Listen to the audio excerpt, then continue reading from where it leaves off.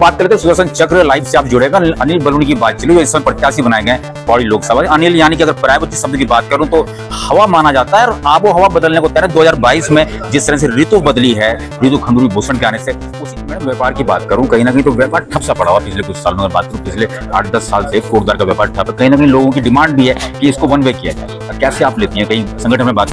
बिल्कुल आप सही कह रहे हैं। 400 पार का नारा दिया जा रहा है, क्या मानती है? 399 में अटकेंगी या 400 पार? 399 में अटकेंगी या 400 पार? मतलब भाजपा आ रही है। श्योर। मतलब भाजपा आ रही है। श्योर। बहुत धन्यवाद। भारतीय जनता पार्टी जिंदाबाद, अनिल बलूनी जिंदाबाद, अनिल बलूनी जिंदाबाद, अनिल बलूनी जिंदाबाद, अनिल बलूनी जिंदाबाद, ऋतु खंडूरी जिंदाबाद, ऋतु खंडूरी जिंदाबाद। नमस्कार दोस्तों, सुदर्शन चक्र लाइव पे एक बार फिर से आप लोगों का बहुत बहुत स्वागत है। और अब बात चल रही इन दिनों लोकसभा चुनाव की। अगर मैं पौड़ी जनपद की बात करूं तो कहीं ना कहीं चुनाव बहुत ही नजदीक है। कहीं ना कहीं अब चुनाव की जो सरगर्मियां हैं वो लगातार बढ़ती जा रही हैं। और अगर मैं बात करूं तो जो स्थानीय विधायक हैं और विधानसभा अध्यक्ष हैं, ऐसी मातृशक्ति जिन्होंने कहीं ना कहीं उत्तराखंड में मान सम्मान बढ़ाया, हम उनका स्वागत भी करते हैं। मैडम पहले तो बहुत बहुत स्वागत है सुदर्शन चक्र पर। मैडम जी क्या कहेंगे, अब लोकसभा जो चुनाव है नजदीक है, क्या तैयारियां हैं अब इस विधानसभा में? देखिए, कोटद्वार में पूरी तैयारी है और मैं आज सुबह से कम 8-9 कार्यक्रम में गई हूँ। जिस तरह का उत्साह मैंने आम जनता में और कार्यकर्ता में देखा है, उससे मुझे बहुत खुशी हुई है। हम सब जानते हैं कि 19 तारीख को वोट है और प्रधानमंत्री जी को चुनने का वोट है। हम इस वक्त तीसरी बार आदरणीय प्रधानमंत्री जी को चुनने जा रहे हैं। पूरा जो माहौल कोटद्वार का अगर मैं बात करूं तो ये सब दिखने को मिल रहा है कि देश के प्रधानमंत्री का चुनाव जो है उसमें सभी लोग उत्साह के साथ भाग ले रहे हैं। साथ ही साथ जिस तरह के कार्यशैली आदरणीय प्रधानमंत्री जी की रही है, उनका विजन रहा है, इच्छा शक्ति रही है, चाहे वो 370 हो, राम मंदिर हो, सीए हो, महिलाओं के सम्मान की बात हो, शौचालय हो, पानी हो, बिजली हो, हर क्षेत्र में हर वर्ग को उन्होंने कहीं ना कहीं छुआ है। इसलिए माहौल बहुत सुंदर है।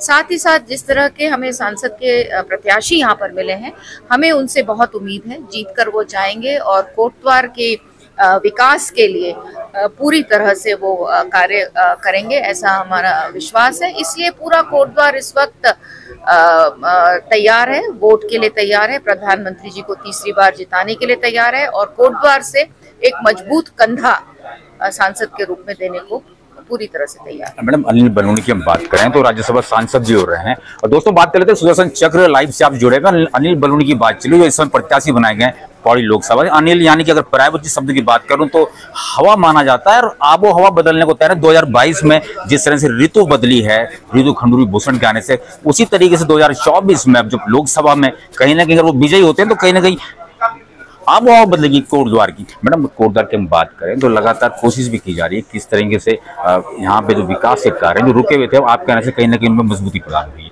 लेकिन अब बात जो है पौड़ी जनपद की है, लोकसभा चुनाव कहीं ना कहीं नीति माना तक जाता है, बद्रीनाथ केदारनाथ तक जाता है। कैसे इस चीज को आगे बढ़ाएंगे? देखिए, जब हम देखते हैं अनिल बलूनी साहब को तो उनमें हम एक विजन देखते हैं, एक कार्यशैली है उनमें, इच्छा शक्ति है उनमें, एक वो उन्होंने ड्रीम देखते हैं कि मुझे लोकसभा जो गढ़वाल की है उसको और विकसित करना है और सुंदर करना है। जहाँ तक देखिए, अभी आपने देखा होगा पौड़ी में वो तारामंडल लेकर आए हैं, तो ये एक सोच ही हो सकती है कि वो एक नई चीज़ पौड़ी के लिए लेकर आए हैं। यहाँ पर भी जिस दिन उनकी रैली थी, उन्होंने मंच से कहा है कि मैं संकल्प ले रहा हूँ कि मैं कर्ण आश्रम को भारत के पटल तक लेकर आऊँगा और उसको एक भव्य जगह बनाऊँगा जहाँ ज़्यादा से ज़्यादा लोग पहुँचेंगे। हमें बहुत आशाएं हैं कि हम सांसद साहब जीतेंगे और जीतने के बाद जिस तरह की विकास की सोच हम सब रखते हैं, उस विकास में वो हमारे साथ चलेंगे और पूरे गढ़वाल लोकसभा और साथ ही साथ कोटद्वार जो है वो विकसित होगा। मैडम व्यापार की बात करूं, कहीं ना कहीं तो व्यापार ठप सा पड़ा हुआ पिछले कुछ सालों में। बात करूं पिछले 8-10 साल से कोटद्वार का व्यापार ठप है। कहीं ना कहीं लोगों की डिमांड भी है कि इसको वन वे किया जाए। कैसे आप लेती हैं, कहीं संगठन में बात? नहीं, बिल्कुल आप सही कह रहे हैं। देखिए, अब हमें बदलना पड़ेगा, सोच बदलनी पड़ेगी, चीज़ों को बदलना पड़ेगा। अगर हमें अपने छोटे शहरों को बचाना है, अपने हमारे व्यापार जो मंडियां हैं, जो इलाके हैं जहां व्यापार अच्छा होता है, उनको अगर हमें बचाना है और एक नया पलायन रोकना है तो बहुत आवश्यक है कि हमें एक नई सोच के साथ अब आना पड़ेगा। और ये एक बहुत ही ज़बरदस्त आइडिया आया है कि हमें वन वे करना चाहिए कि एक तरफ से यात्रा जाए और एक तरफ से आए, ताकि पौड़ी जो कि पूरा पौड़ी जिला अगर आप कहेंगे एक तरह से देखा जाए तो अलग थलग पड़ जाता है, यात्रा में वो कहीं भी हिस्सा नहीं रहता है। तो बहुत अच्छे आइडिया है और मुझे विश्वास है कि अगर हम इसको पुख्ता तरीके से सरकार के पास रखेंगे तो इस पे कोई ना कोई निर्णय ज़रूर लिया जाएगा। लेकिन मैं इस बात से बिल्कुल सहमत हूँ कि कोटद्वार हो चाहे पौड़ी हो या पूरा पौड़ी जिला हो, बहुत आवश्यक है कि हम कुछ नई सोच के साथ आएं और यहाँ के व्यापारियों को सुविधा दें, ताकि जो पलायन से हम लड़ाई लड़ रहे हैं उसमें हम लोग सफल हो पाए।